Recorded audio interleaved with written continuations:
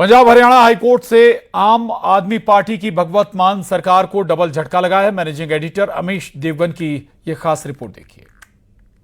चोर मचाए शोर, ऐसा मैं नहीं, भारतीय जनता पार्टी कह रही है और वो ऐसा आम आदमी पार्टी के लिए कह रही है और उन्हीं को कह रही है।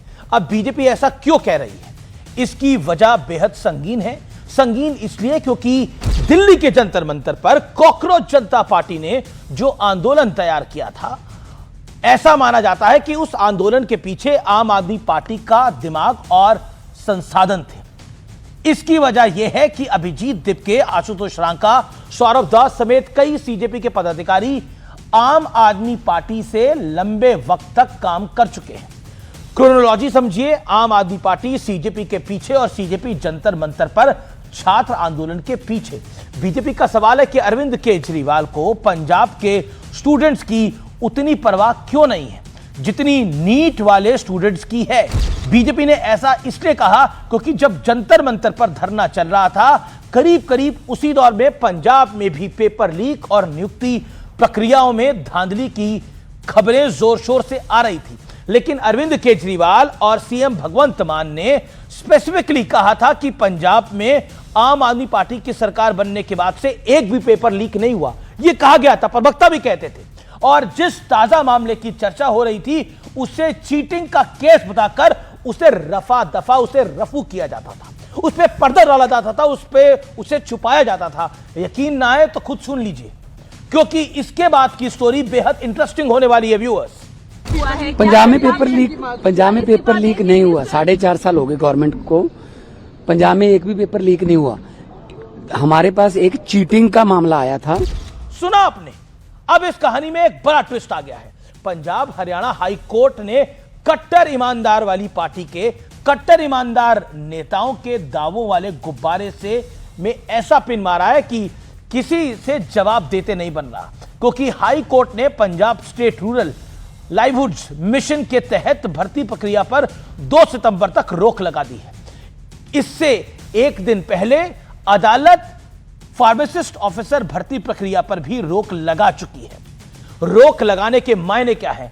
कोर्ट को लगा होगा कि प्रक्रिया में गड़बड़ है, कोर्ट को लगा होगा कि प्रक्रिया कॉम्प्रोमाइज हो सकती है, यानी उसमें चीटिंग हो सकती है।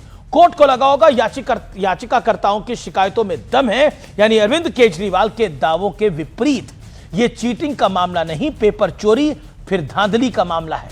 इसलिए बीजेपी सीधे अरविंद केजरीवाल से पूछ रही है कि चोरी पकड़ी गई है, क्या भगवंत मान इस्तीफा देंगे? अब हम केजरीवाल जी से पूछना चाहते हैं, जो कि झारखंड से लेके पंजाब तक के मामले पर मुंह में दही जमा कर बैठे हुए थे, जब न्यायालय में आपकी सरकार का झूठ बोलना साबित हो गया है, तो अब क्या आप अपनी सरकार का इस्तीफा लेंगे?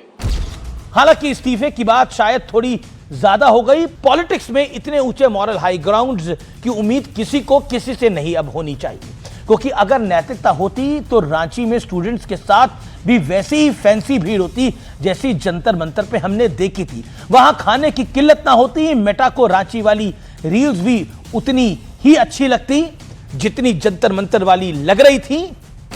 20 जुलाई को दिल्ली में हुए हुड़दंग के दौरान करीब 200 पुलिसकर्मी घायल हुए थे, यानी पुलिस के लोग घायल हुए थे।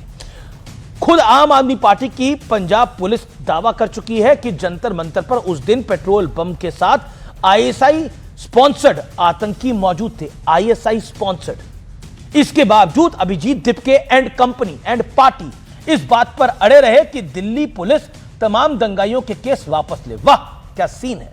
लेकिन क्या आप जानते हैं कि रांची में प्रदर्शन के दौरान कितने पुलिस वाले घायल हुए?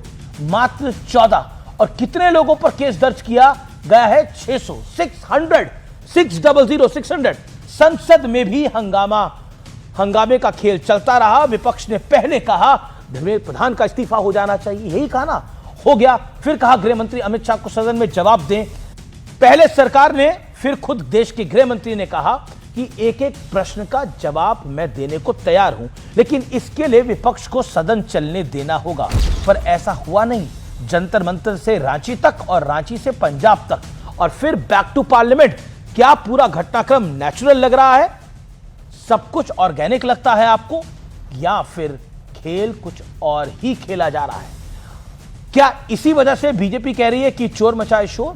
अपनी राय मुझे जरूर शेयर करें, लेकिन इंटरेस्टिंग यह है कि ना रांची दिख रहा है ना पंजाब दिख रहा है। रांका जी को भी और अभिजीत दिप्ते को भी पता नहीं कहां छुप कर बैठ गए हैं ये सीजेपी वाले, क्योंकि पंजाब में ये जा नहीं सकते क्योंकि आम आदमी पार्टी और सीजेपी एक ही है।